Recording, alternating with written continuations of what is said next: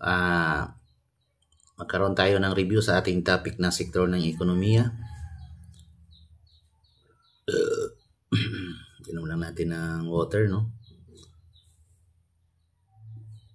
So, ang pag-aaral na ito ay ating tatalakayin ng sektor ng ekonomiya. So, may mga tanong ako dito na ibibigay at saka may mga pagpipilian ito. Saka mayroon din itong tamang sagot tungkol sa sektor ng ekonomiya. So, paalala lang dahil sa pagiging dinamiko ng ekonomiya at ang pagkakaiba ng mga sistema sa iba't ibang bansa.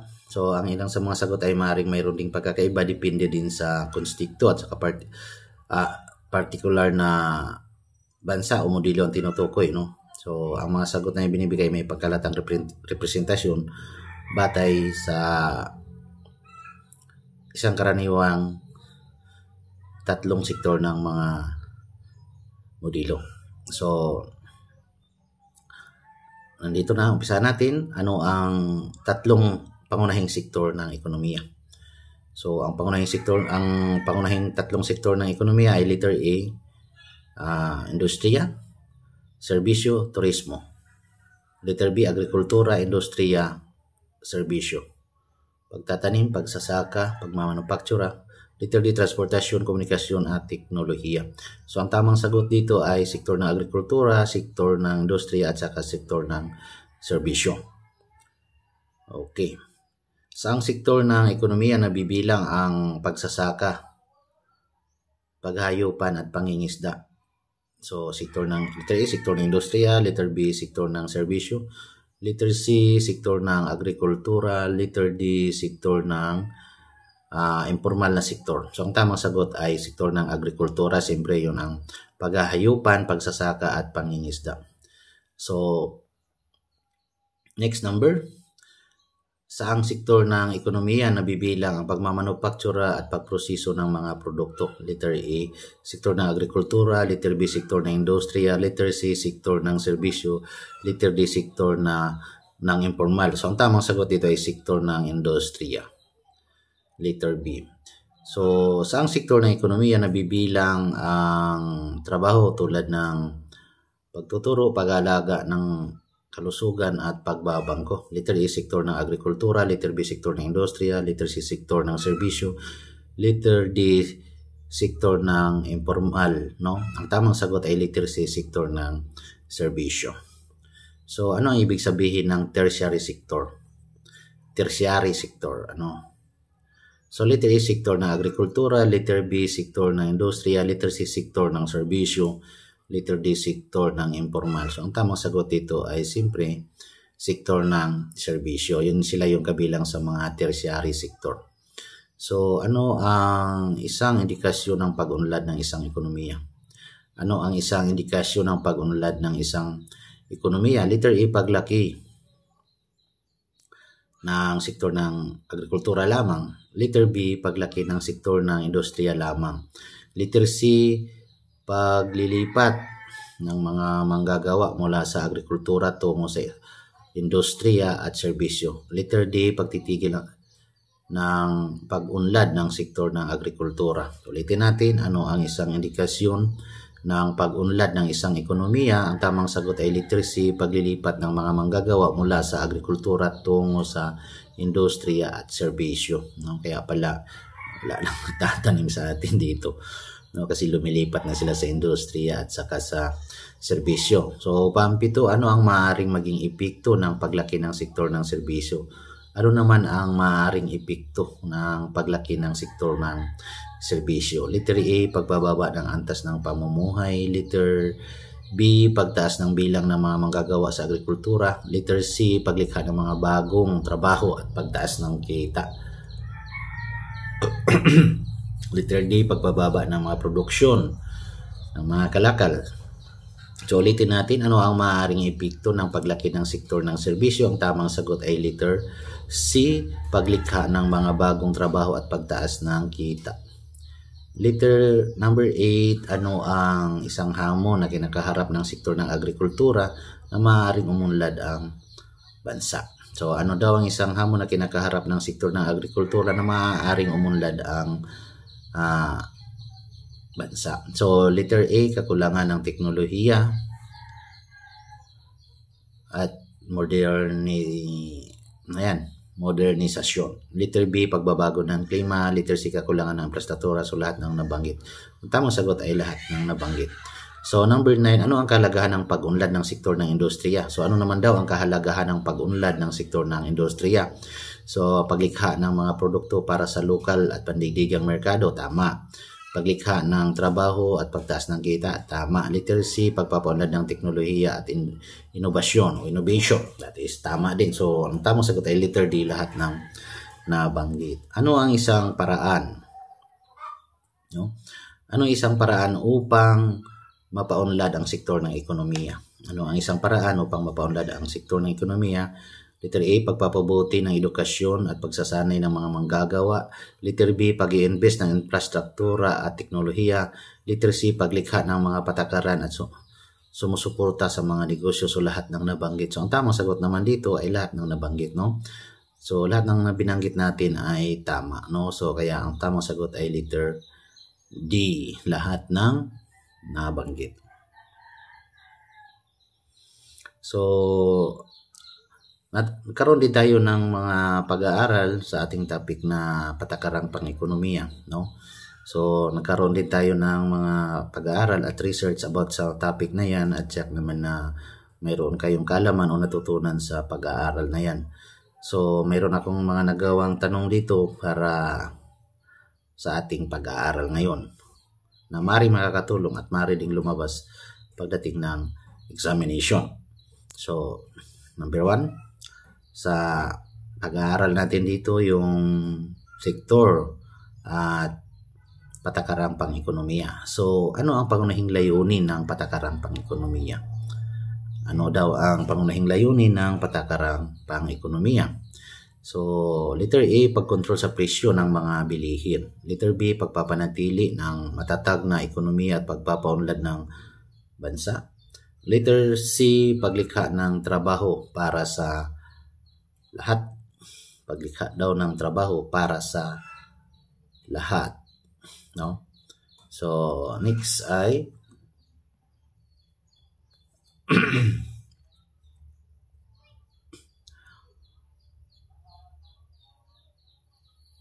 sana ba yun?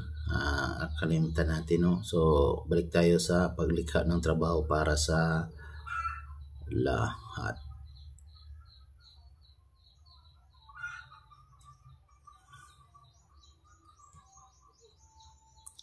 Letter D, pagbabawas ng kahirapan. Ulitin natin, ano ang pangunahing layunin ng patakarang pang-ekonomiya? So ang tamang sagot ay letter B, pagpapanatili ng matatag na ekonomiya at pagpapaunlad nito. Pagpapanatili ng matatag na ekonomiya at pagpapaunlad nito, no? Habang ang C at D ay may layunin din, no? Ang B ay pangkalahatang layunin. So ang tamang sagot ay letter B.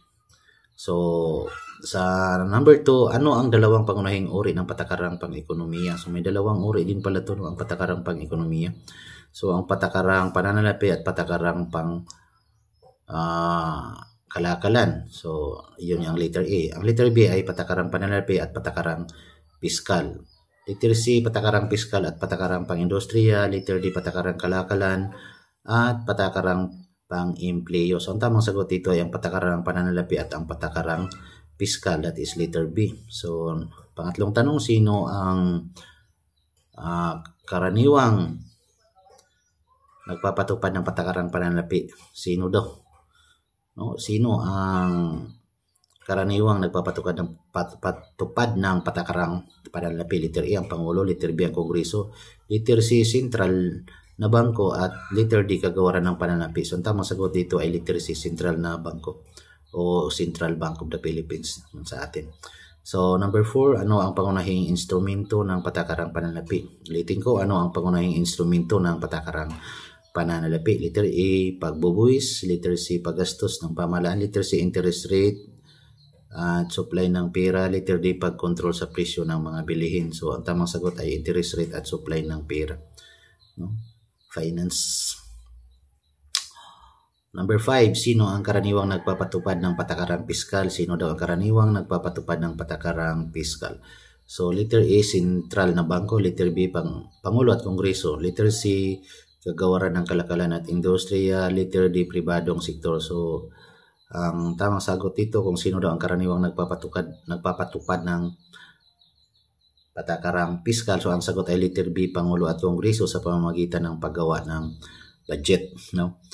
So, pang-anim, ano ang pangunahing instrumento ng patakarang piskal? So, ano daw ang pangunahing instrumento ng patakarang piskal?